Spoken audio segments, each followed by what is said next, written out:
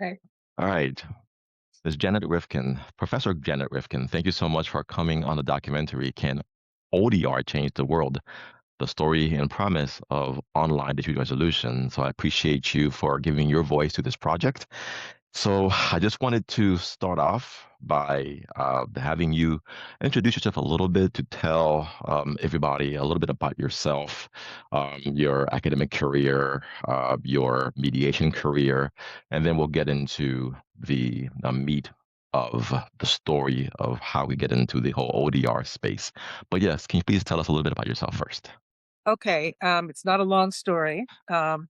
So I grew up in New York, reluctantly went to law school, pushed into it, um, went kicking and screaming, but this was in the early 70s. So it was a very different, political time. And then after law school, I became a public defender in New York City. So a legal aid lawyer in the criminal defense division. And I did that for a couple of years. And I think that probably shaped a lot of my initial antipathy towards the adversarial system, where I mean, it was just a machine. I mean, it wasn't really about justice. It was just about clearing calendars, and it was dehumanizing to say the least. And then I landed a job. I switched careers basically. I got into academia, and I got a job at the University of Massachusetts in the legal studies department, which was perfect for me. It was an undergraduate interdisciplinary law program. It felt like we were a bunch of 6 law-trained people who were all sort of using our opportunity in academia to come to terms with the sort of formality of the adversarial process. And so that's who I was when I came to UMass. Um, and it was liberating for me just to be able to think about these things, and I love teaching and, um, you know, working with legal studies. I mean, it was just spoke to my my desire to kind of be critical at at the same time, but hopefully sort of do something useful to the world. Anyhow, I got into originally when and obviously when you're in academia, you have to deal with the pressures of publishing and all of that stuff. And Yeah. so my earliest kind of focus was on women in the law, which I think was also an opportunity in a very personal way to sort of, deal with my own experience in law school and also as a legal aid lawyer at a time when the women's movement was just really bursting at the seams. And I mean, again, this is going way back. It's such a Yeah. different time. But I started teaching a course on women in the law. And that's really what got me into the idea of looking at feminism and law as being two ideologically um, disconnected ways of looking at the world. And so that's where I started. It had nothing really to do with mediation, but I I see. think where I took that was looking at how law, formal law, the adversarial process impacted different genders and different people who were situated differently, very, very differently. And it was just at a time where the whole community mediation movement was starting. And somehow I found out about it, and it resonated to me as something that um, I I felt like I really connected to that way of thinking about conflict and its resolution. And so there was just the very beginning of a national movement, and I was got actively engaged with meeting people and sort of getting engaged in that so-called movement, if it was really even that. And that's when it was people in the legal studies department, Peter DeRico, who's retired, Ethan, and a few of us who came up with the idea of starting a mediation program at the university that would both serve students, faculty, staff, and also the community. And so we got a little bit of funding to start this small little project. And that opened doors for me. Let's just put it actually didn't really take off at the university Yeah. because we trained students to be mediators. It became a lot of that. And a lot of students were interested in that. And by the way, that's how I met Leah because Leah was an undergraduate at Oberlin College. And that was when I was sort of going to speak up to people. And I spoke at Oberlin, and Leah just gravitated towards that, and then she ended up doing her graduate degree at UMass. So, in some sense, just to preface this, I'm sort of a connector to for people in different worlds, and I just got deeply involved in the whole field of alternative dispute resolution, community mediation. I got involved with the American Bar Association. They had a committee on dispute resolution. I was an advisor to that. That's what led me, and that's when the um, one of the national, God, I'm forgetting what it is. The federal government funded 3 pilot projects, one in Houston, one in Atlanta, and one in Tulsa. And I was part of the training group team that trained mediators, lawyers, and other people to be active in those programs. And that was great and eye-opening for me. I got to meet people I normally wouldn't have met, and I got connected to what was emerging as a field, really a kind of movement in community mediation and court-related mediation. And then I got involved in various national organizations. I just went with the flow. Things opened up, and part of what it meant for me is I really felt at that time. I might have mentioned this to you before. Mhm. I felt like that whole field, emerging field of ADR, was something. It was an antidote to my um, problems or sort of my distaste for the adversarial system in which I was a participant. So it was very exciting time for me personally, and it was a field building thing.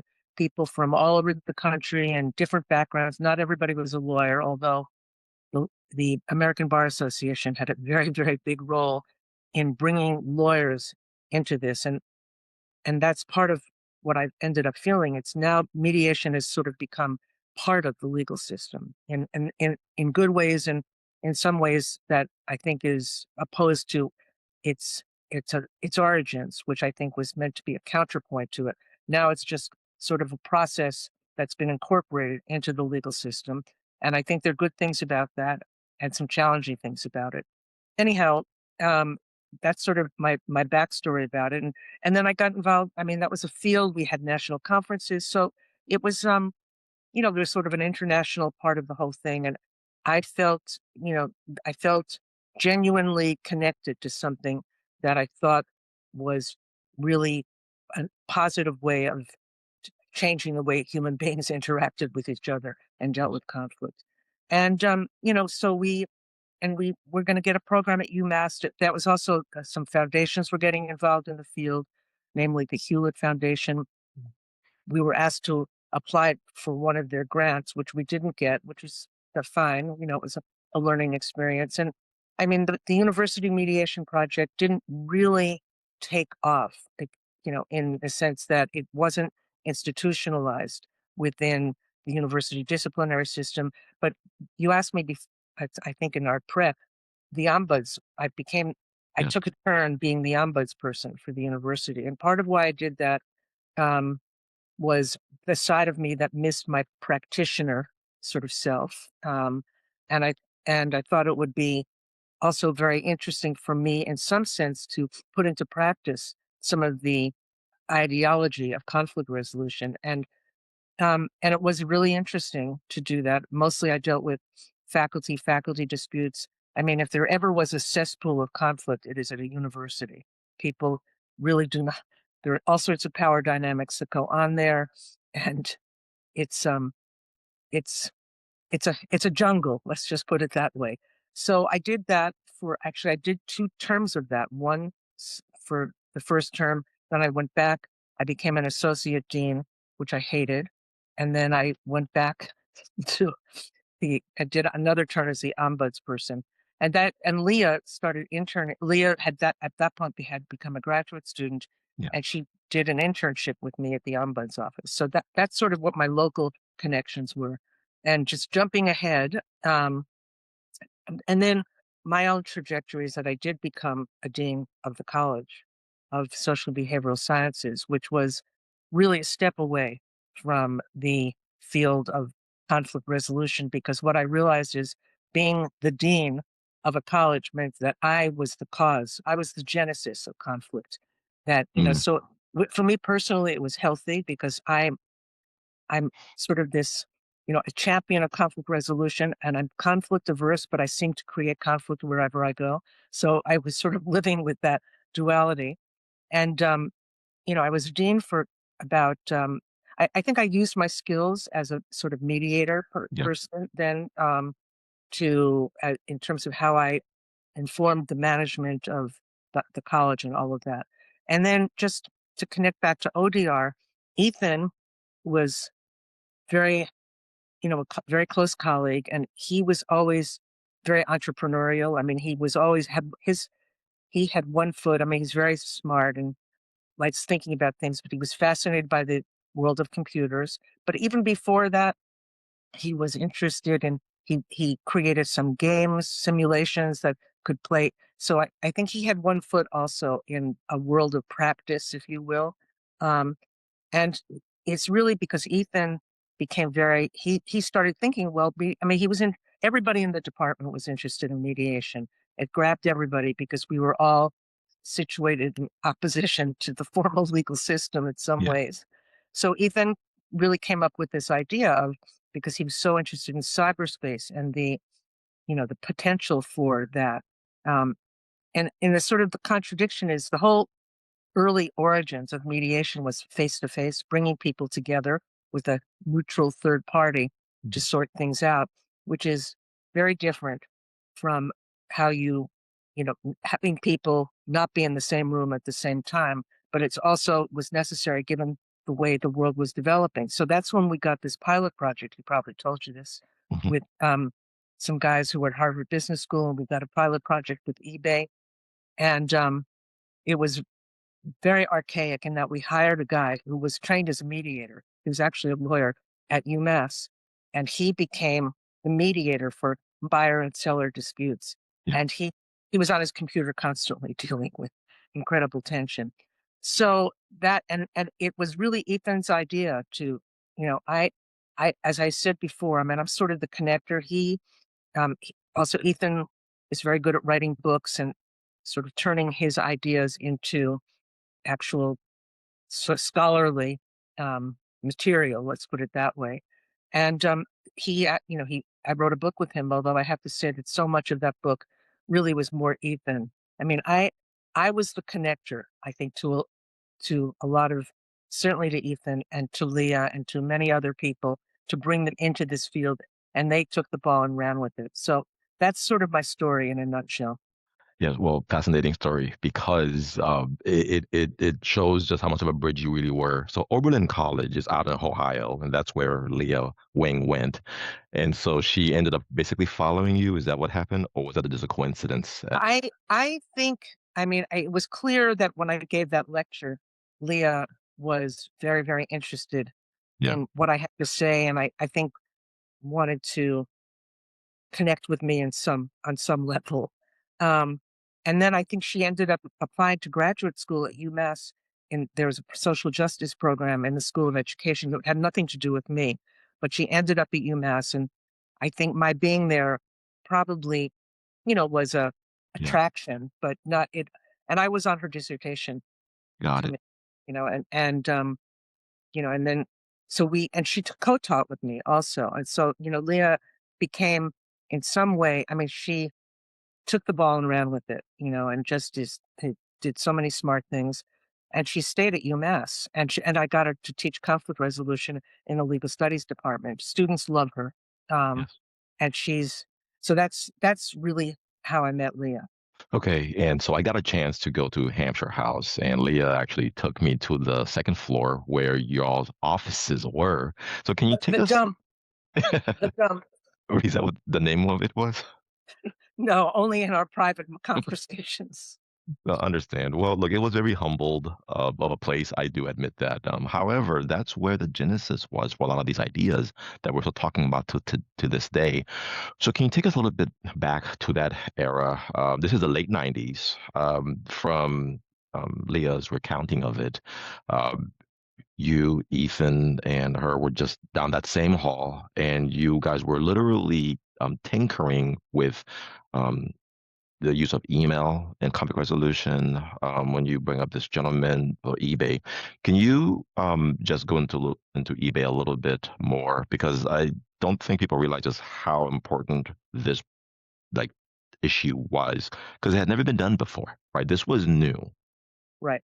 Well, Ethan probably told you this. I mean, the that originated with two guys who were starting their own. This it was the startup time, Yeah. and that was really in the '90s. There was stuff way before that. Actually, the whole ADR field really started in the early to mid '80s, and with a lot of conferences, national organizations, funding from the government, foundations got involved in the whole thing. And I think it was very connected to sort of the political times, the era that was in. But the eBay experiment. So these two guys from Harvard Business School actually um, came to Ethan and said that wanted to do a startup and they wanted to do a pilot project with eBay. And they contacted us and we worked with them. And so we didn't really, I mean, it was big time stuff. I don't know. And I think eBay had a mixed feelings about the whole thing. I mean, and are you using Colin Rule in this at all? Yes, absolutely. Okay, so he became a very big person in this too. And Yeah. he and Ethan, I think, are uh, on the same wavelength about cyberspace. And I mean, Ethan was really captured by cyberspace. I'm much more of a Luddite about that. But the question is, could some of the ideas that I generated with other people, of course, which was, highly collaborative. So yeah, I mean, I don't think the eBay project ended up necessarily transforming the kind of commercial interactions that happened on eBay. And I'm not even sure, maybe you probably know this better than I do, whether there is a conflict resolution side to eBay right now. I think there are mechanisms within e-commerce to resolve disputes between buyers and sellers. I don't know, whether how successful or whether how it's affected the commercial culture. Let's put it that way. Well, it's definitely affected it. It's definitely affected it, and not only that, but it's now being used. The model that eBay basically, came to use has been replicated across the industry. I just got an email from Stripe payments, of all companies recently telling me, hey, since I have my payments with them, hey, help resolve disputes before they happen and that kind of thing. And so it's all about prevention now. It's all about using technology to get buyers and sellers together on the same page. And a lot of this stuff goes back to eBay. Yes, I think it really said it was a magnet, I think, for Yes. lots of other things. I mean, I still think there's a question of which I'm no longer sort of part of that conversation, but I still think there's a question of whether those arbitration and mediation uh, programs built into consumer disputes is who it benefits and how satisfied. I mean, I think it's convenient. I think it's smart. We can make all the arguments for it. But in terms of fairness, I don't know that anybody's really looked at are there any advantages to the buyers or the sellers? Are there losers or there winners? And by the way, this is not what you're interested in, but that whole dynamic came up in terms of mediating um, domestic violence, Mm, divorces. That was a really big thing, and I ran into headways about that because I was arguing that mediation was a feminist practice, mm, and got a lot of flack because the people who were strong advocates of women's rights argued that it was really compromised women in that situation because bringing people face to face, which is different from cyberspace, yeah. really put the vulnerable party in a compromised situation. So, there were these kind of questions. And there was also a whole critique that was emerging again before ODR that even landlord tenant disputes, which were also being sent out to alternative dispute resolution, privileged the landlords. And a whole sort of group of progressive lawyers were arguing that the only justice that is in the halls of justice, not Mm, outside the halls of justice. And so I don't think that argument. I mean, I think I mentioned this to you in a previous conversation. I think ODR, ADR, these have become tools that are part of the legal system now. They're not alternatives, but they're become, and I think they're really really, really good. And obviously mediation, he's now lots of lawyers are trained as mediators. And I think it's ended up um, not being an alternative to the legal system, but I think it's become a part of the legal system. And I think ODR probably speaks to that in its own way. Yes. Could you speak to us about the hybridization of it all? Ethan's world was more technology, and your world was more mediation, conflict resolution. So, was this kind of like a match made in heaven? How did, at the time, did you guys think that we're doing something unique here by bringing these two worlds together?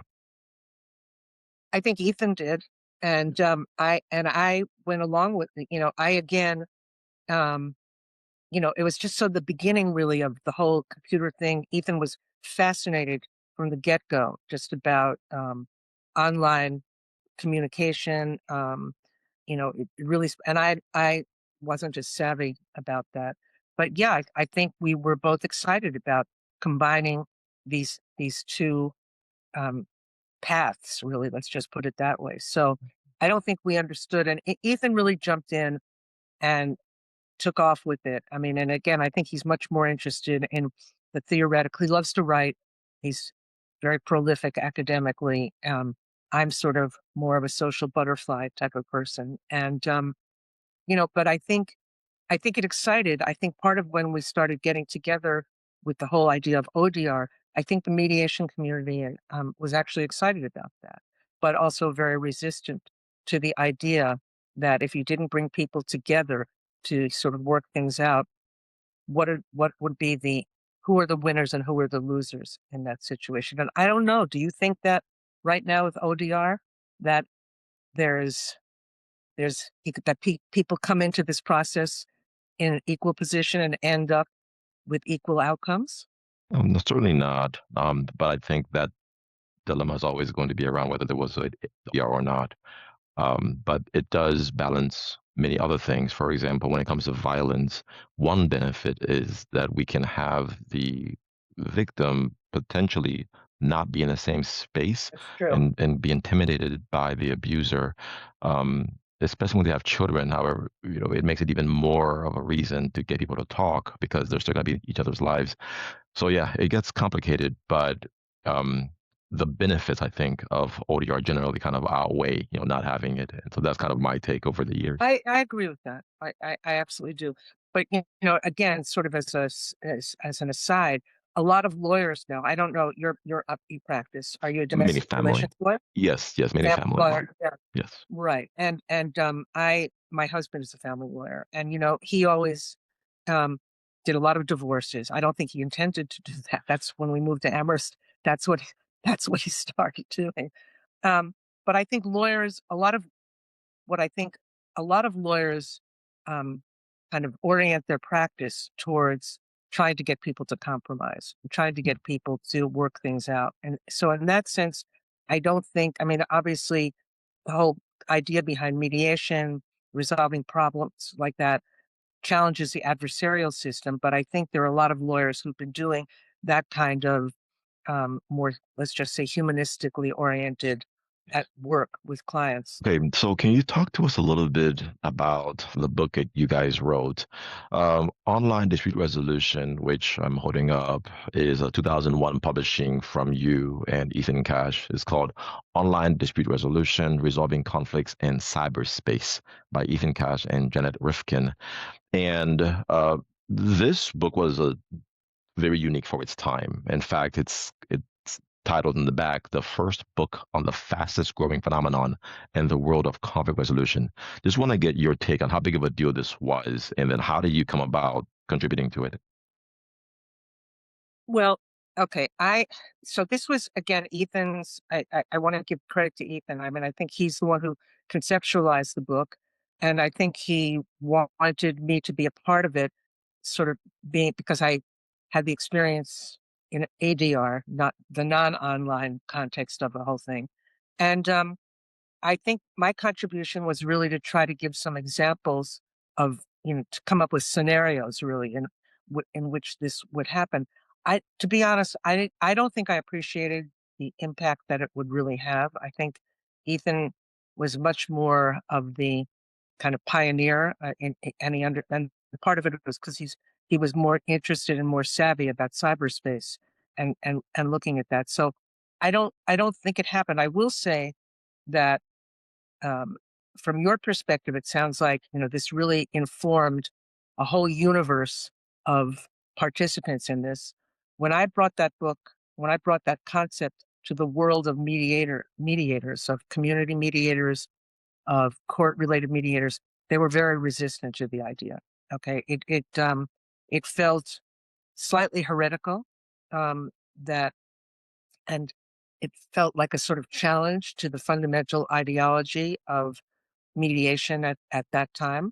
No, I mean, nobody went on strike as a result of it, but it didn't really capture the interest of the mainstream mediation movement. And I think I think, not a big deal. It's not a problem, but I think there was a split at that certain time because I think it really um, ODR speaks to a very different constituency, really, than the constituency that the community mediation field was serving and court related mediation. So they're like two different paradigms. Yes. Um, and I'm not sure. And so I totally believe, and I'm again not being part of it, I can see how important this is. But from my perspective, what was interesting is also the resistance to it. They, I think I mentioned to you that I gave a presentation in Madison, Wisconsin, and I I had all the community mediators there, and I showed some I gave some examples of um, conflict that Hmm. was being resolved through email, and people went crazy. I mean, it's almost like I was chased off the stage, which I kind of liked. But That's funny. yeah. So I mean, really, I don't think I can add much more to it other than to say that I think it's I think the participants in ODR are a very different group of players than the people who were trained as mediators in community mediation. I think that whole model also came out of the 60s at a time where, you know, people were trying to feel empowered, have sort of people empowerment, not and to deprofessionalize things. And I think ODR is a very different creature from that, really. Gotcha. Well, it's a important book, to me, because I think it was one of the first of its kind. And of course, Colin Rule's book came out a year later, 2002. And so I guess Colin could have made the first, but I think you guys will be always credited as having produced the first. That's because Colin is a gentleman and gives undue credit, I think, because he's really been instrumental in this field. I mean, you know, and he's also an example of somebody who started very much from the community mediation, alternative dispute resolution field, and because he's really savvy about online interactions, he's been instrumental, I think, in building this field, Yes, so intimately. gotcha. So talk to us about peer mediation. I think this is something that's very close to your heart. I just wanted to see maybe how it might interconnect with what we're talking about today in the ODR space as well.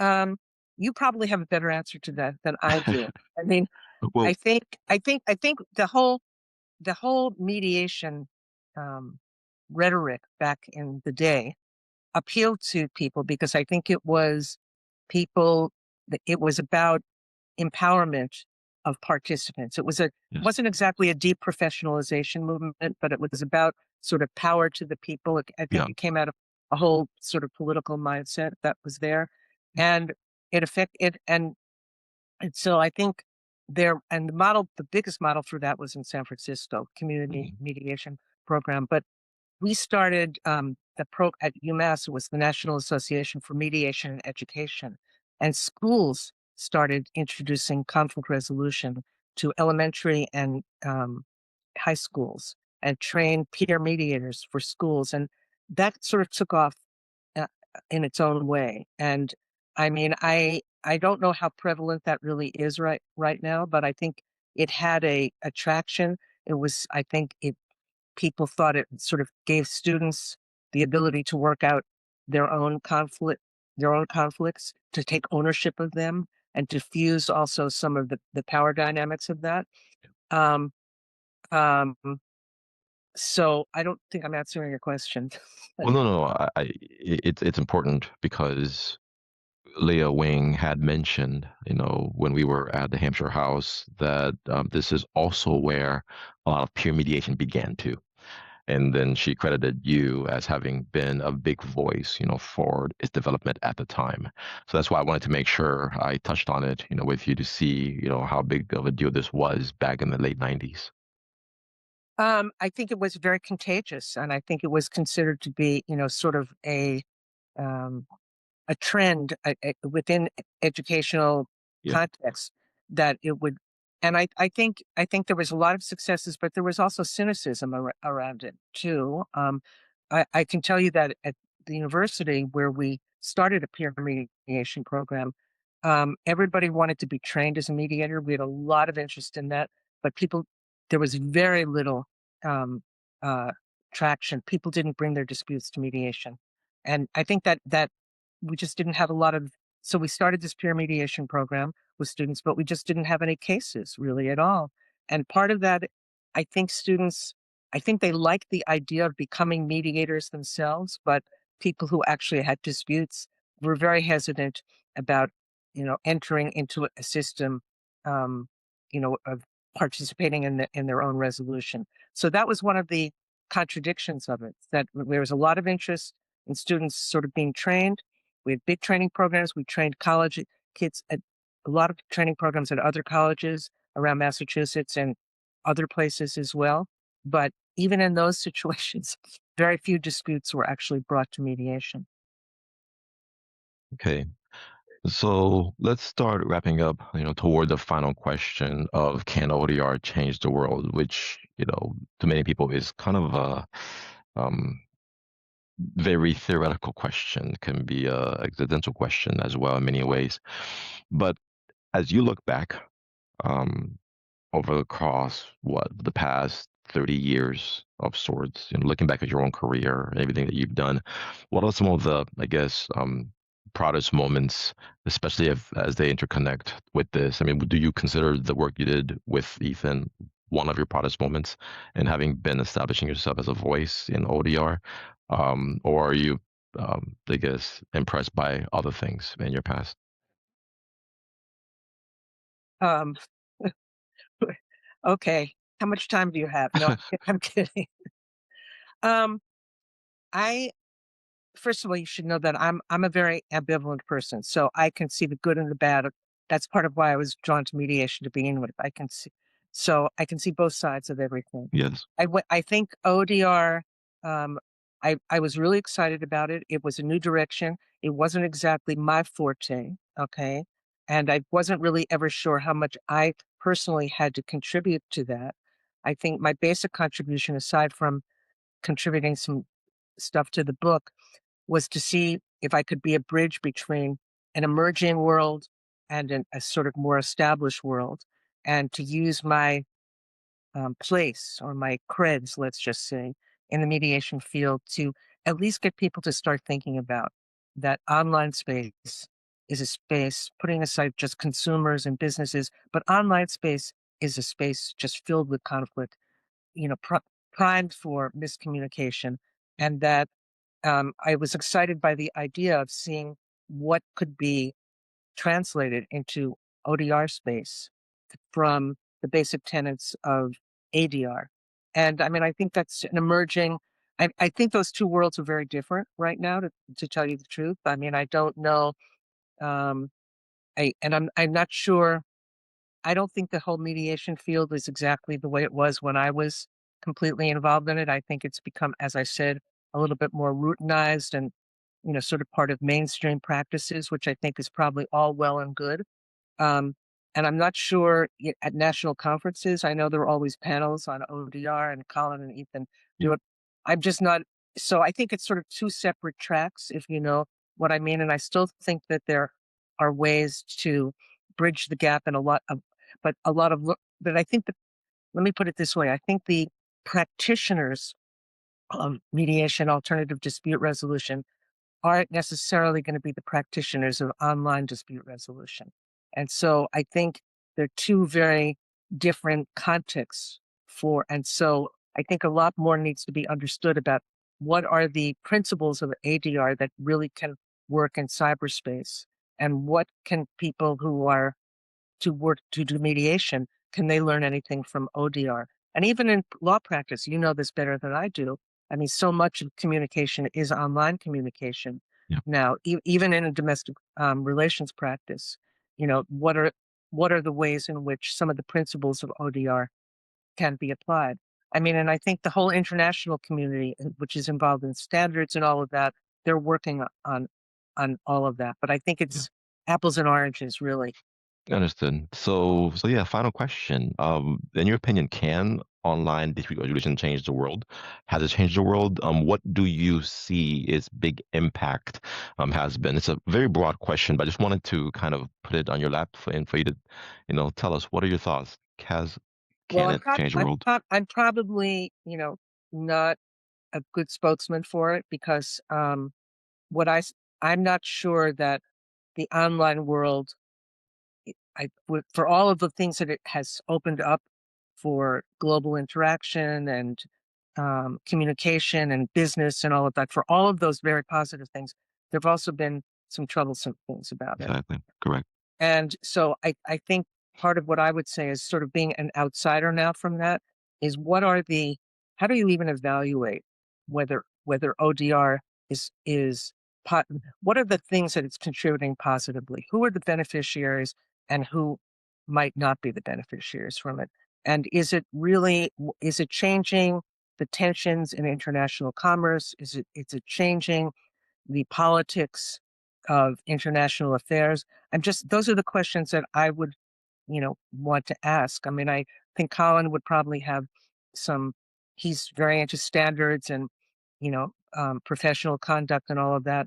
I just, I think that has, I think that field needs probably to standardize itself a little bit more. Yes. But I'm speaking really as an outsider now from that. Okay. So don't quote me. Well, one of the, I guess, dilemmas in the whole ODR thing is that we don't have much other industries to compare it to when we ask these broad questions. This is a very new thing. That's kind of what the documentary is trying to get at, and is to tell people, look, this is something unique and special. This we don't really have, guardrails on this, and yeah, there are definitely a lot of dangers that could happen from this going further, going forward, especially now with AI being introduced into the ODR space. Now you have almost a fifth party, being involved as well. That's very Yeah, and so we need to raise these questions now. We need to talk about these things now, so that in the future we're not going to, just be surprised Yeah, by I these think things. I would say that, I mean, it sounds like you're doing this a little bit, that I think what needs to be part of this, built into the conversation about the impact and the pros and cons of ODR, is to see, who would be the beneficiaries and who would be the losers in this. What are the positive outcomes, but what are some of the dangers that that confronts? And I certainly don't have an answer to that. And, and I know I don't want to rain on anybody's parade about it and make this sort of a dreary academic, condemnation. But I think that I'm hoping that that will be part of the conversation between you, Colin, Ethan, Dan Rainey, Leah, everybody who's doing this. Yes, absolutely.